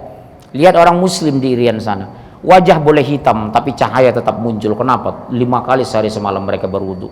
Subhanallah. Lihat Mike Tyson, begitu masuk Islam ada cahaya di keningnya karena diwudu dan sholat. Lihat Cat Stevens, penyanyi urakan dari Inggris, begitu masuk Islam jenggotnya penuh, suaranya indah, baca Al-Quran persis kayak orang Saudi. Masya Allah. Kita harus bangga sebagai Islam, kita bersyukur sebagai Islam. Kenapa kita difitnah? Karena kita mulia Pak. Kata Allah, fasbir, sabar kamu, ada surga, jannah, kholidina fiha abada. Tanamkan kebanggaan. Nak, kita Muslim, nak, jangan pernah minder. Nak, kita beriman, nak, ada calon surga, nak, insya Allah. Jangan ibu malu seperti sekarang kan, banyak pesantren pakaiannya apa? Pakai dasi, pakai jas, pakai baju koko seperti bapak, dan boleh pakai jas tapi ada koko di dalam. Ini enggak sekarang Pak, bangga seolah-olah simbol modern itu jas dengan dasi, betul kan? Malu orang sekarang pakai baju koko, Malu orang pakai ini, dia lebih bangga pakai jas dan dasi. Saya belum temukan hadis dari Nabi Adam sampai Rasulullah pakai dasi, nggak ada kan? Gamis itu busana semua agama loh. Lihat pastor, lihat kardinal, lihat biksu, bahkan biksu itu pakaian baju ihram dia setiap hari. Kalau ibu baju ihram ketika di sana, biksu itu setiap hari pakai ihram di hotel jalan-jalan, dia bangga baju ihram, itu baju muslim. Kok orang Islam malu pakai ihram? Subhanallah, kita bangga. Sering saya tanam kepada anak muda, boy, be ambitious lah, you muslim, harus bangga, jangan malu peradaban barat, kita bangga dengan peradaban Islam. Saya pulang ke Medan Pak, naik Garuda lagi, anak saya kemarin, saya suruh semua pakai gamis, orang liatin gitu, lari-lari di pesawat itu. Subhanallah, saya senang. Alhamdulillah anak-anak saya laki-laki Bu, itu semua senang pakai gamis itu. Kalau hari Jumat mereka sekolah itu, anak saya SMA kan, mereka minta semua pakai gamis. Allahu Akbar. Di pesawat itu dilihatin orang Pak, naik Boeing 747-400 yang pesawat ke Saudi, pesawat haji itu Bu. Dilihatin pramugari gitu, karena langka, tidak jarang seperti itu. Subhanallah, wajahnya wajah Batak tapi pakai gamis kan gitu ya. Subhanallah. Batak itu ganteng-ganteng loh Pak, 30%. Orang Batak itu 30% ganteng, 40% sedang, 30% tak tertolong, betul? Ya, terus ayat itu Bunda. Terus Karena kedengkian di antara mereka, barang siapa ingkar terhadap ayat-ayat Allah, maka sungguh Allah sangat cepat. iya, coba lihat Bu, Amerika sekarang semua jenis topan diturunkan di sana. Tornado, Irene, segala macam. Sementara umat Islam di Indonesia, setiap ada musibah ada jalan keluar. Lihat, tsunami diturunkan, yang meninggal ahli sorga, yang hidup sabar, mereka sorga. Ditenggelamkan Aceh tapi masjid diselamatkan. Gunung meletus sinabung di Sumatera Utara, Kuala Namu tidak terganggu, Medan tidak tertutup debu. Karena orang beriman itu sederhana. Siapa ciri-ciri orang bertakwa itu? Diberikan jalan keluar ketika dapat masalah. Kedua, diberikan rezeki dari pintu yang tidak disangka-sangka. Yang ketiga, diberikan ketenangan jiwa. Jadi ibu jangan menafsirkan beriman sepi dari masalah. Justru karena beriman itulah kita diturunkan masalah. Menguji kita, am hasibtum an tadkhulul jannah. Apakah kamu merasakan masuk surga? Falamma ya'lamillahu alladhina jahadu minkum wa ya'lamas sabirin. Belum nyata di sisi Allah siapa yang berjihad, siapa yang bersabar. Hidup penuh dengan cobaan, tapi jalan keluar diturunkan. Kemiskinan diberikan, tapi orang memberikan hadiah. Saya merasa Bu, aku belum bertakwa ya Allah, tapi bercita-cita, tapi jalan keluar diberikan Allah. Saya jalan ke Tanah Abang Pak, sobek celana saya di bawah, rupanya dilihatin jamaah, Pak Munzir celana sobek, belum membuka aurat kok di bawah lutut. Saya bilang, besoknya saya sudah ditelepon, Pak Munzir ada 2 celana dikasih orang di masjid. Subhanallah. Kemarin saya kena tipes Pak, 1 bulan lebih saya bed rest di rumah, lemas badan. Sementara lebaran sudah mau datang, baju saya sudah kumuh. Saya pikir, ya Allah kapan bisa ke Tanah Abang. Tiba-tiba datang telepon, Pak Munzir tolong kirim alamat rumah. Tiba-tiba dikasih 2 lusin baju Pak. Ngisi kajian pas beras habis di rumah. Begitu pulangnya buka mobil saya, di atas kap sudah diletakkan 2 karung beras. Saya terdiam. Subhanallah, maha benar Engkau ya Allah, luar biasa Bu. Padahal saya bukan orang bertakwa, hanya bercita-cita ke arah sana. Sudah diberikan Allah jalan keluar. Saya sakit Pak, harus endoskopi di rumah sakit. Apa kata dokter? Waduh, kasus Bapak ini mengerikan. Karena saya akrab dengan dokternya, dia jujur. Bapak tahu nggak? Ya nggak tahu lah saya bilang. Mulai dari Bapak tenggorokan, usus 2 denum, lambung, semua sudah bocor. Kok bisa begitu Dok? Efek obat barangkali. Kira-kira berapa lama Dok ini pulih? Narik napas dokternya, mungkin mau jujur nggak enak, nggak jujur, ini penting. Apa dia bilang? Dia ngomongnya sangat diplomatis. Ibu saya kena kemarin gini Pak, 6 bulan kayaknya belum. Subhanallah. Begitu dibilang 6 bulan belum, langsung kontak saya, Allah ya Allah sembuhkan hamba. Dokter bisa menganalisa, tapi Engkau penyembuh bukan obat. Ibu tahu nggak? 2 minggu sembuh. 2 minggu cek, dilihatin dokter saya. Luar biasa, case jarang. Kenapa? Hasilnya ini loh Pak. Ketutup Pak usus luka itu. Nggak tahu kenapa. Di situ saya menangis, subhanallah, maha besar Engkau ya Allah. Ternyata hidup ini hanya satu. Bulat, yakin, utuh kepada Allah. Allah menolong kita, insya Allah Allah akan menolong kita. Pastikan itu. Diberikan jalan keluar ketika dapat masalah. Ujiannya berat betul, tapi jalan keluar ada. Bapak tahu, gula saya kadang 600 lebih loh. Gula darah saya. Dokter kaget. 2 bulan lalu saya periksa 5,7, 570. Saya masih ngisi di Pertamina. Sampai disembunyikan angkanya itu sama dokter. Nggak apa-apa dok, boleh saya lihat? Di liriknya saya, berapa dok? 570. Bapak tadi kesini, iya. Terus ambil wudhu sendiri-sendiri, nggak ada masalah. Saya bilang. Aneh kan? Jadi secara teori medis saya sakit, tapi secara fakta saya sehat. Lihat wajah saya, nggak percaya kan kalau gula saya tinggi kan? Kalau orang gula itu kan pucat, lemas segala macam. Alhamdulillah. Apa ini semua artinya, Bu? Allah berikan kemudahan kepada kita. Kata kunci hanya satu, yakin bunda. Makanya saya terhadap anak saya selalu berdoa, nak, iman kamu harus bulat ya nak. Jangan ada lubang sedikit pun. Jangan pernah sedikit ada lubang. Iblis itu masuk di lubang itu nanti. Setan itu nyusup nak. Jin itu infiltrasi. Lihat Ibrahim ketika mau lempar ke api. 2 diucapkan. Begitu menjelang detik-detik masuk ke api, timbunan api tertinggi di dunia sepanjang sejarah. Sampai burung-burung di angkasa berjatuhan karena panasnya. Detik-detik menjelang Ibrahim dilempar ke api, Bu, apa ucapannya? Ya Allah, Engkau sendirian esa di langit, aku sendirian menyembahmu di bumi. Hasbunallahu wa ni'mal wakil, ni'mal maula wa ni'man nasir. Api dingin engkau selamatkan Ibrahim. Akibat apa? 1, pertolongan Allah kapan saja. 2, keyakinan kita tidak pernah putus. Seberat apapun persoalan bunda di rumah tangga, pastikan ya Allah berikan jalan keluar kepada hamba, karena engkau pemberi jalan keluar sempurna di muka bumi. Ya nak ya. Seberat apapun berdoa menjelang ujian, menjelang belajar. Suatu saat papa sakit, doakan dengan sungguh-sungguh. Engkau yang menurunkan penyakit ya Allah, dan Engkau yang menyembuhkan ayahku, sembuhkan ayahku ya Allah. Kami sangat mencintainya. Ayahku orang baik. Doakan ya nak. Coba papa berangkat pagi pulang sore demi kalian. Jangan pernah berhenti.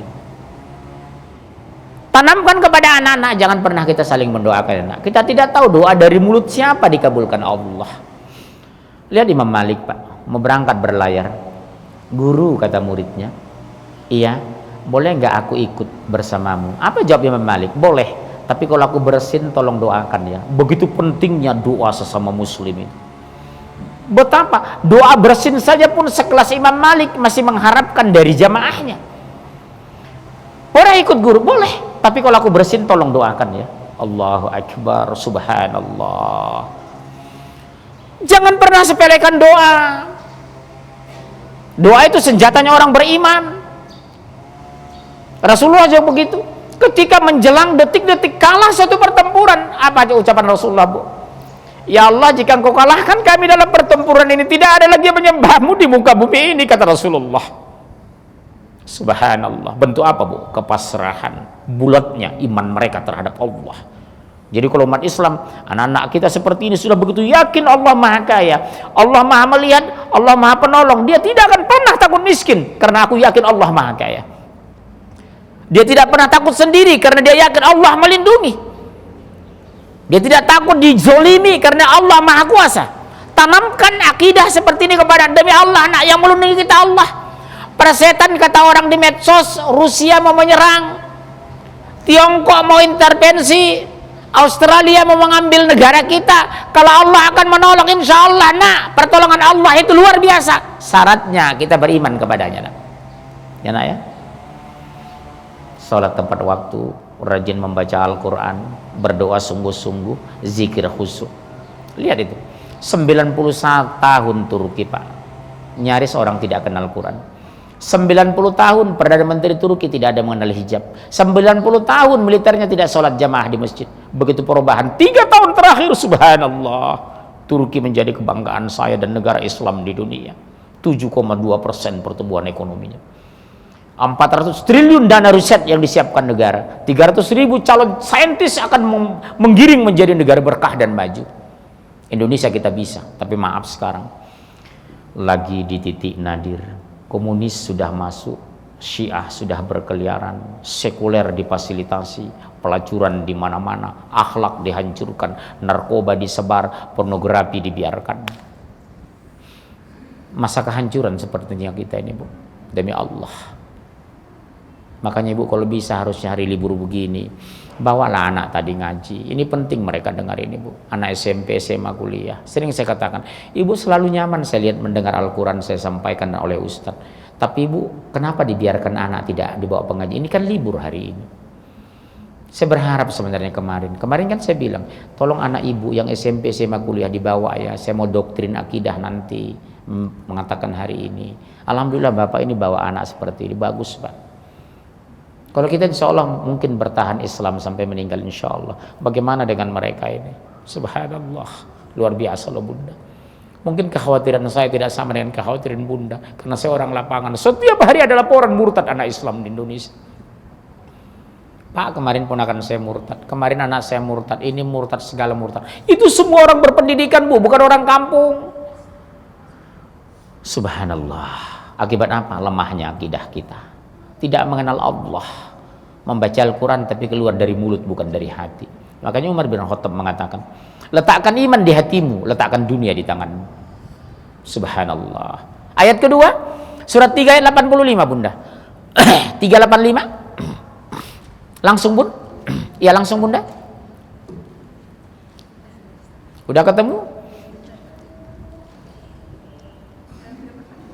385 atau udah ketemu yang lain?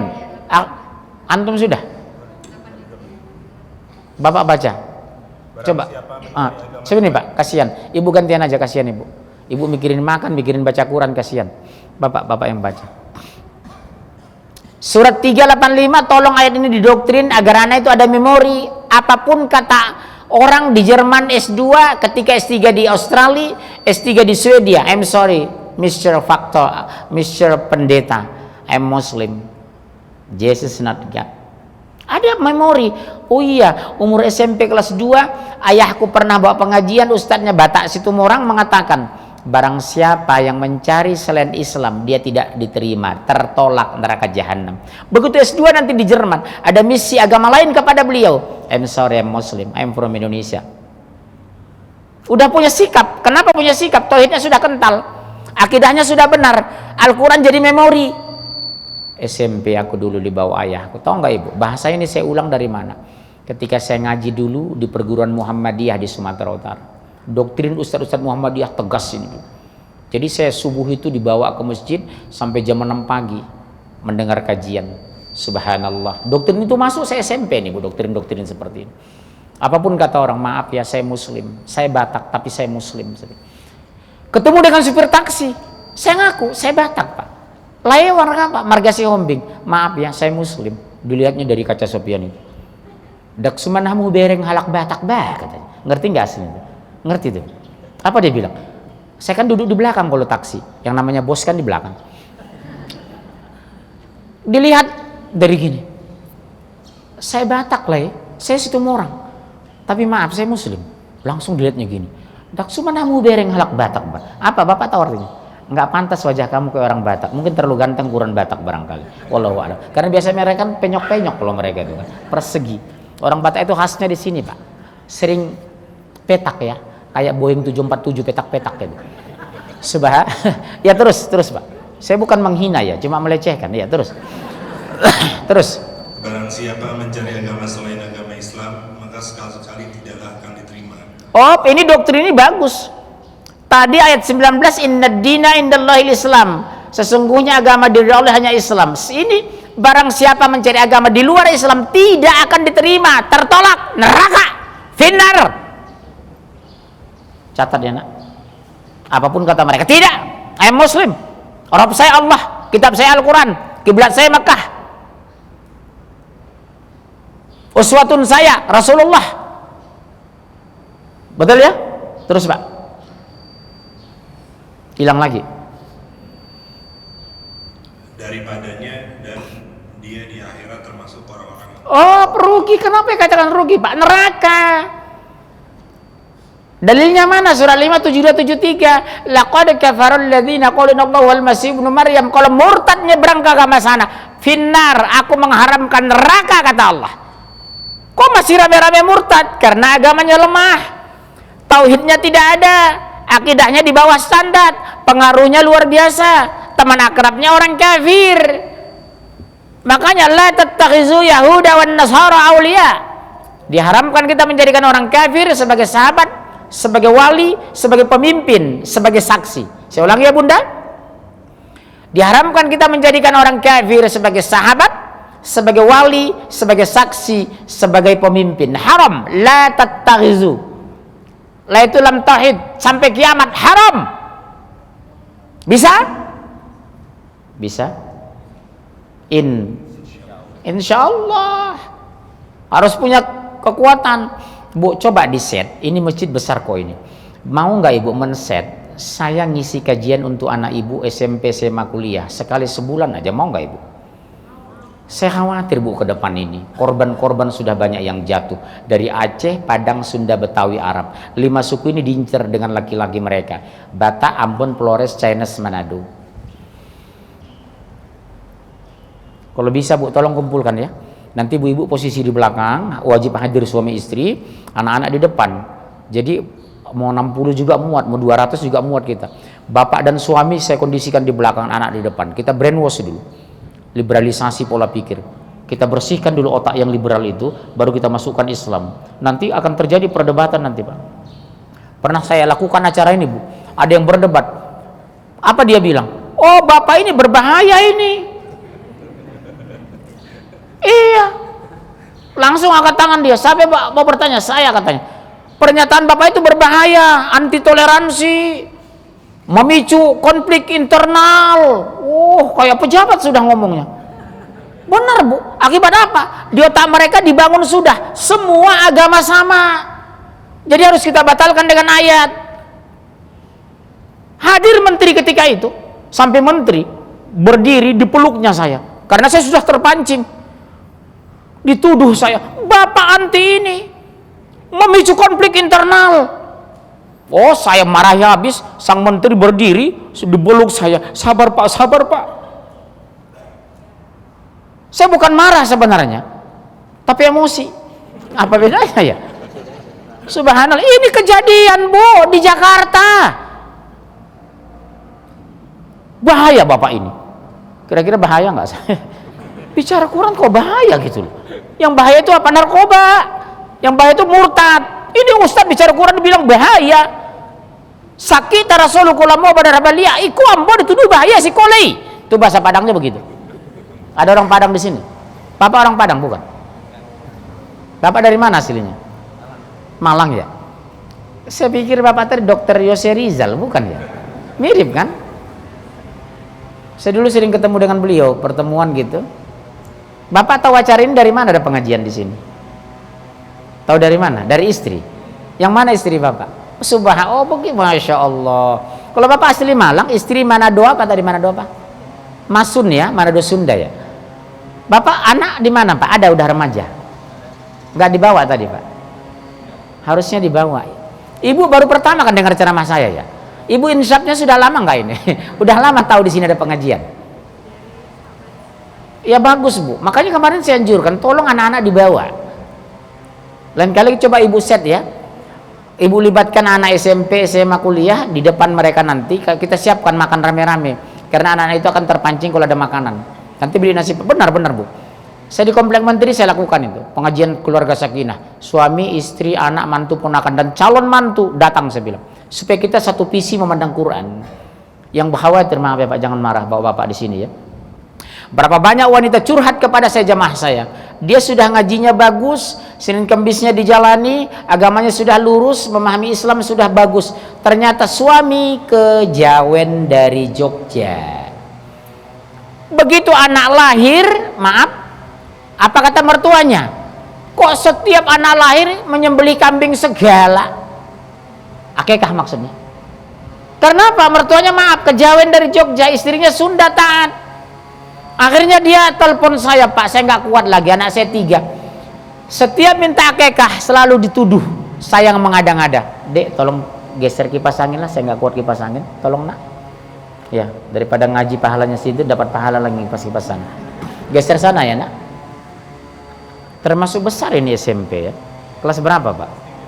Oh SMP kelas 3 ya. Udah. Enggak, arah ke sana aja nak, ke sana aja. Oke ya. Biar ibu-ibu nyaman di situ. Udah ya. Udah kembali ke tempat atau pulang aja pulang. Ya. Udah Bapak belum selesai ayat tadi. Belum selesai yang tadi Bapak baca. Masa sih? Di surat 3 ayat 85. Udah.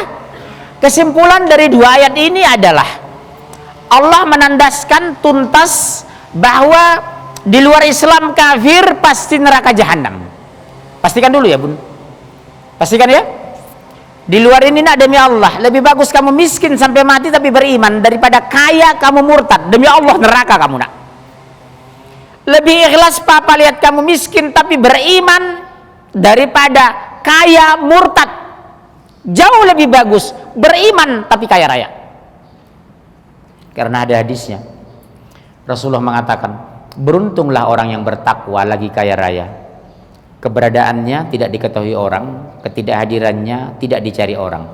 Merekalah pelita yang bebas dari fitnah. Artinya apa? Kaya tapi tidak pamer. Punya uang tapi rajin sedekah. Hidup tidak bermewah-mewah. Itulah yang beruntung. Takwa tapi kaya raya, kata Rasulullah. Itu saya doktrin sama anak saya, nak. 10 miliar saja nak uang kamu di bank. 2,5% zakat. Demi Allah nak, 250 juta kamu bisa membantu orang. Berapa banyak orang miskin yang kita bantu per tahun nak. Itu baru zakat nak, belum infak sedekah dari uang kita. Tanamkan ini sama anak. 10 miliar saja tabungan kita per tahun, 250 juta kita membantu orang. Dengan uang itu berapa banyak orang terbantu. Daripada kita beriman tapi miskin, tidak menguntungkan orang lain.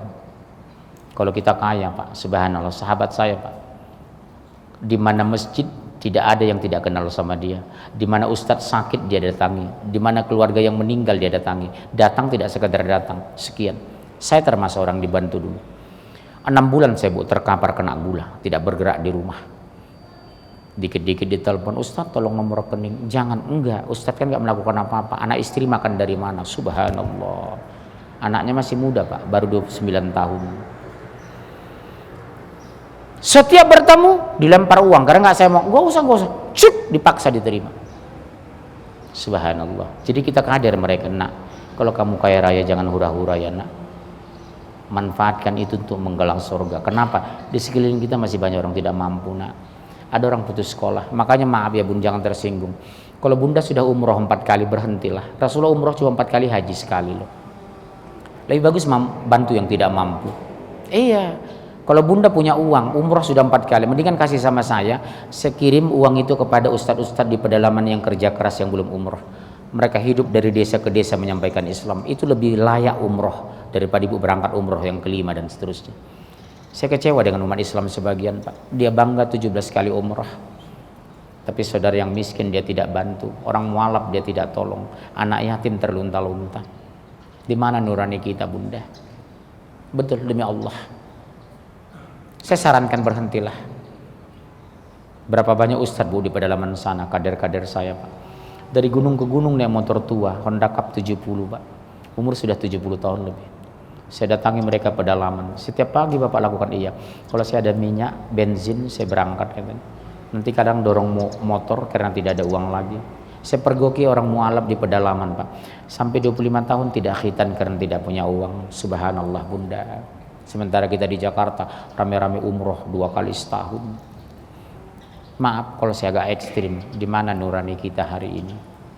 Saudara seiman terlunta-lunta. Kita menangis di Baitullah. Labbaik Allahumma labbaik la syarika laka labbaik innal hamda. Sementara saudara kita sepanjang tahun menangis karena kemiskinan, tidak ada yang membantu. Kita menangis di samping Baitullah mengatasnamakan perjalanan suci. Tapi pernahkah sebelah rumah kita tidak makan, kita pernah tidak koreksi? Pernahkah kita cek marbot masjid, sudahkah bergizi makanan mereka? Allahu Akbar walillahil hamd. Kita harus benahi umat ini dari kemiskinan. Oke, ayat ini kita bahas berikutnya. Apakah Al-Quran? Tolong dipoto ya Bu. Kapan lagi saya ke sini? Tahun depan insya Allah ya. Selasa kapan? Oh iya, Selasa besok saya di sini ya. Ya Bu ya. Tanggal berapa? Tanggal 3 ya? Ahad, iya tanggal 3. Oh iya betul. Selasa tanggal 3 saya teruskan. Tolong dicatat ya Bu, dipoto ya. Selasa depan kalau anak-anak libur SMP, SMA, kuliah tolong dibawa. Ini doktrin sampaikan agar mereka mengenal dan mencintai Al-Quran. Di sini nanti konsen saya gak lama saya bahas. Saya bandingkan dengan Bible nanti. Ya Bun? Betul ya Selasa ya? Selasa besok hari tanggal 3 ya? Jam 1 tapi jam 1. Bapak makan dulu dari rumah boleh? Setahun lagi memang ya. Saya akui jujur masih lama setahun lagi.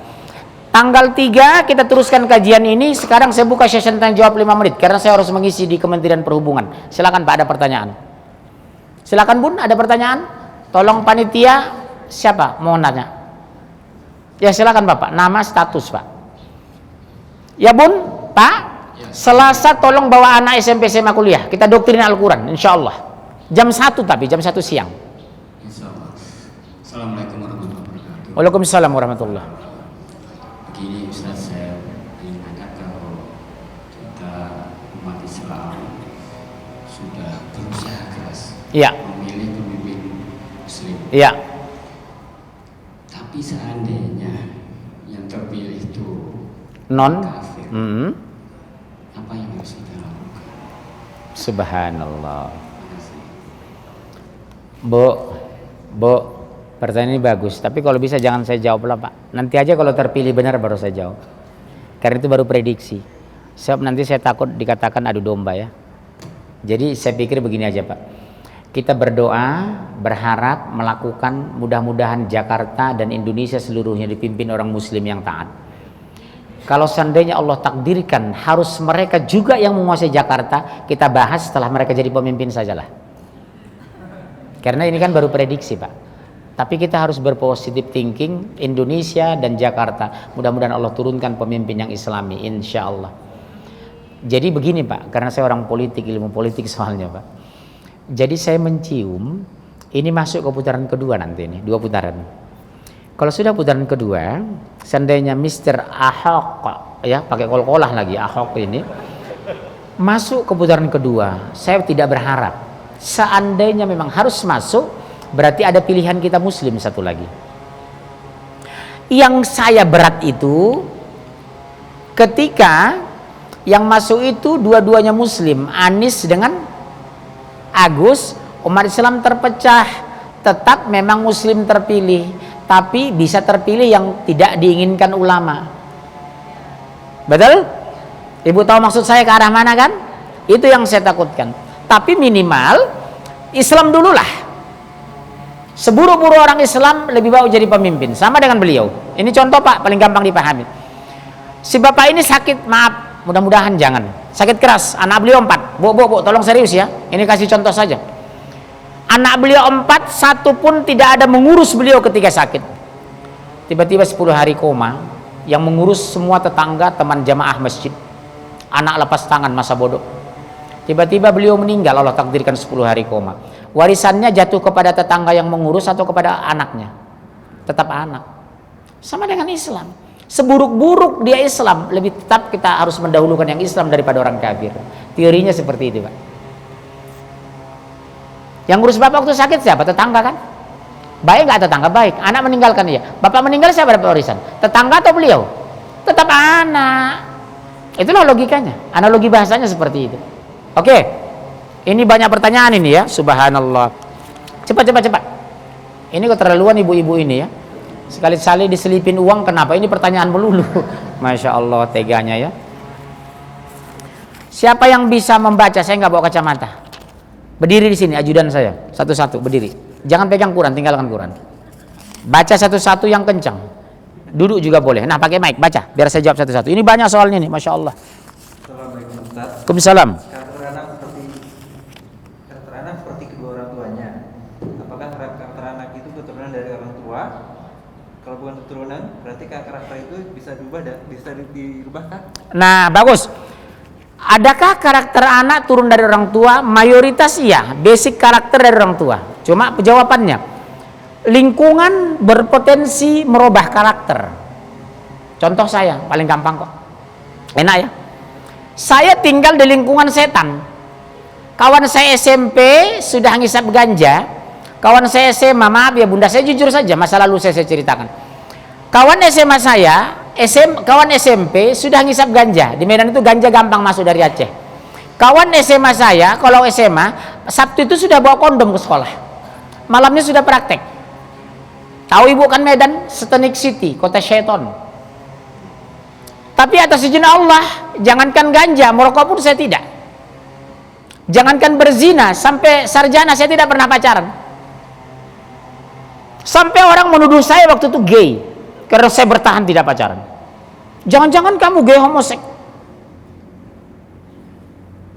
Karena saya SD ketua kelas 6 tahun, SMP saya ketua OSIS, SMA saya ketua OSIS, mahasiswa sekjen mahasiswa, saya mantan ketua HMI, saya aktivis pak.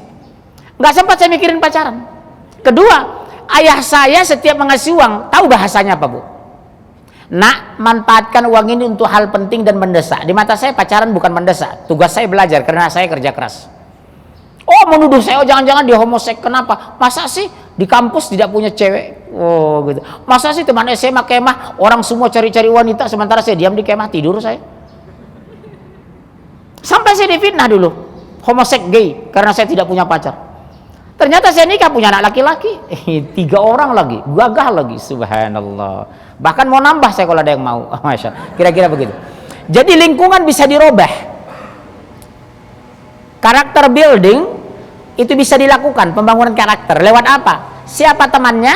Apa bacaannya? Sejauh mana ketegasan ibu kandungnya?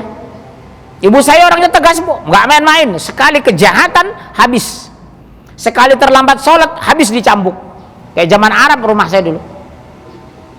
Tapi alhamdulillah Allah takdirkan bertahan sampai sekarang. Saya bukan orang baik, tapi berniat jadi orang baik, itu aja. Baik. Pertanyaan kedua langsung to the point. Assalamualaikum Ustaz. Waalaikumsalam. Ada ulama yang dilaporkan pihak berwajib. Iya. Bukan menista agama Kristen. Karena memberi ceramah Tuhan tidak beranak dan tidak diperanakan. Hukum di Indonesia ini apa bisa ini dibilang menista? Mohon penjelasan Ustaz. Secara hukum sebenarnya tidak masuk delik pidana penistaan karena dia mengatakan bukan melecehkan tapi bertanya. Waktu Isa Yesus lahir siapa bidannya, kan itu ditanya. Dia bertanya bukan melecehkan. Kalau Ahok melecehkan, jangan mau dibohongi Al-Maidah, berarti menuduh Al-Maidah itu dusta dari Allah. Berbeda, ini bukan delik pidana tapi tidak dipidanakan. Jelas? Karena saya dari hukum soalnya. Karena dia bertanya sama dengan kamu, apakah kamu jelek? Saya bukan mengatakan dia jelek, saya bertanya. Oh Pak, itu pelecehan saya. Pelecehan apaan? Saya bertanya, kamu jelek enggak? Bertanya tuh melecehkan itu. Enggak kan? Ya sudah, selesai. Kalau saya pengacaranya saya menangkan dia. Terus pertanyaan ketiga. Ustaz, bagaimana sikap kita jika punya anak ketika dewasa berubah akidah? Alasannya saat sholat dia mendatangi cahaya putih berkilau yang mengakui Yesus dan dia belum Nasrani. Saya jawab, ini semua permainan jin hipnotis. Kalau ibu punya kasus seperti ini, tolong bujuk bawa ke rumah saya. Ibu kasus pribadi nih, ini kasus pribadi benar ini. Tolong bu ya, kalau ada kasus benar seperti ini, aku saya jelaskan, itu permainan mereka mendoktrin dengan jin. Maaf, jujur. 10 tahun lalu pernah terjadi, dimunculkan wajah Yesus di salah satu tembok di Kuitang. Ini hipnotis. Sama dengan kita bisa kondisikan kok giring jin itu ke tempat lain berbentuk apalah gitu. Tapi tujuan jin itu membuat manusia sesat. Itu dalilnya nanti kita bahas surat 72 ayat 6. Surat jin surat 72 ayat 6 itu ada di sana itu. Hati-hati ibu. Bagaimana caranya bu? Itu bukan Yesus, itu bayangan jin yang ditunjukkan. Caranya supaya kembali, tolong bawa ke rumah saya. Ibu catat nomor HP saya nanti, minta sama pengurus. Saya nggak mau expose di media ini. Ibu tanya nomor HP, nanti datang ke rumah saya. Nggak usah bawa apa-apa bu, bawa parcel aja cukup ya. Yang ketiga, terus. Orang Kristen alergi disebut kafir. Kata mereka, jangan gunakan kata kafir pada kami, karena kami lebih dahulu mengenal Allah. Bagaimana cara menjawab pertanyaan tersebut? Saya jawab, maaf, Kami mengatakan kafir karena kitab kami mengatakan itu, seperti kamu pasti mengatakan kami kafir, tapi bahasa mereka bukan kafir. Domba-domba yang sesat. Ibu ini di mata mereka domba. Beliau ini domba yang harus diselamatkan. Ya. Jadi kafir itu mereka juga sesama mereka mengkafirkan kok. Jadi dalam pandangan Islam seperti itu. Makanya Bapak supaya jangan dikatakan kafir, masuk Islam aja supaya kami tidak bilang kafir, gitu aja jawabannya. Udah. Pertanyaan berikutnya. Sebagai orang Islam mengukur jabatan agama dari kekayaan, sehingga banyak orang Islam yang pindah agama karena melihat orang kafir yang sukses di dunia. Bagaimana cara mengkontrol ini? Caranya adalah katakan orang kaya belum tentu mulia, orang miskin belum tentu hina. Yang mulia orang bertakwa, selesai. Yang kedua, ibu jangan lupa, Bobo, tolong serius. Al-Quran surat 9 ayat 85. Memang Allah lebihkan orang kafir, satu, harta melimpah, kedua, anak berhasil, yang ketiga, umur lebih panjang. Memang kulebihkan, kata Allah, karena mereka surganya dunia, nak, kita di akhirat. Pilih mana? Gaji 1 miliar sebulan tapi neraka, atau gaji 100 juta tapi surga? 100 juta kan? Tapi itu pun gak tercapai sampai hari ini memang. Makanya sabar, fasbir. Betul, uang bukan satu-satunya membuat kita bahagia. Tanam doktrin sama mereka, nak. Tolong ibu-ibu ya, tanamkan sama mereka, nak. Jangan jadikan uang sebagai target hidup, jadikan uang sebagai sarana hidup. Itu bagus. Begitu kaya kamu bersyukur, nak. Begitu miskin jangan pernah minder, karena miskin bukan aib, yang aib itu maksiat. Selesai. Nanti kita bahas lebih mendalam hari Selasa depan ya, Bu, supaya anak itu enak, kita brainwash. Terus, apabila seorang anak murtad, apakah orang tuanya diminta pertanggungjawaban? bagus pertanyaan ini. Sepanjang ibu mendidiknya sudah benar, sampai hari pemurtadannya ibu selamat. Tapi maaf, ketika ibu tidak mendidik anak secara akidah tauhid yang benar, maaf, bapak dan ibunya akan diminta pertanggungjawaban di padang mahsyar. Berat loh, Bu. Ini anak ibu, maaf, SD, SMP, SMA sampai kuliah, ibu bangga matematika bahasa Inggris 9, tapi ibu tidak pernah malu anak Fatihah tidak bisa baca. Begitu kuliah selesai satu murtad, ibu wallahi diminta pertanggungjawaban besok di padang mahsyar. Tapi kalau sudah sempurna kita didik, ustadz kita datangkan, pengajian kita itu uangnya halal kita berikan, makanan gizi seimbang, ibu berkerudung lebih bagus dari anak, ibu sholat lebih tepat waktu dari anak. Allah takdirkan murtad, ya ibu lepas. Tapi kalau ibu tidak mendidik maksimal akidah anak, maaf, ibu bertanggung jawab. Berat loh, Bu. Karena kata Rasulullah, tugas seorang ibu mendidik anaknya di rumah suaminya. Nanti kita bahas bulan tahun 2017 akhir. Terus ayat. Pertanyaan. Seberapa wajibnya kita berikhtiar untuk memiliki anak? Saya sudah 4 tahun menikah, punya keturunan. Oh, satu. Seberapa jauh ikhtiar agar kita punya anak? Satu, periksakan ke dokter. Secara teori medis dan klinis, ibu sehat, suami sehat, maaf, penyakit ada 2 yang berbahaya sekarang. Maaf, jangan apa ya, karena saya juga belajar medis. Wanita kadang keasaman vaginanya tinggi. Yang kedua, laki-laki spermanya lemah. Begitu masuk sperma, dia mati, dibunuh karena keasaman terlalu tinggi. Ada obat menetralisir itu, Bu. Ya, satu. Yang kedua, ibu jangan pernah putus asa ketika tidak punya anak. Nabi Ibrahim umur berapa punya anak? 90 lebih. Baru dapat Ismail loh. Tapi tidak putus asa. Doa ibu apa? Rabbi habli minas solihin. Rabbi habli minas solihin. Ya Allah, berikan aku anak keturunan dari orang-orang yang soleh. Alhamdulillah. Boya, yang ketiga, kiat buat bunda. Seandainya bunda kasus hari ini seperti itu, tolong suami istri mandi langsung air dari langit. Ini sudah berapa orang saya sampaikan kiat-kiat seperti ini. Subhanallah, 3 bulan kemudian hamil.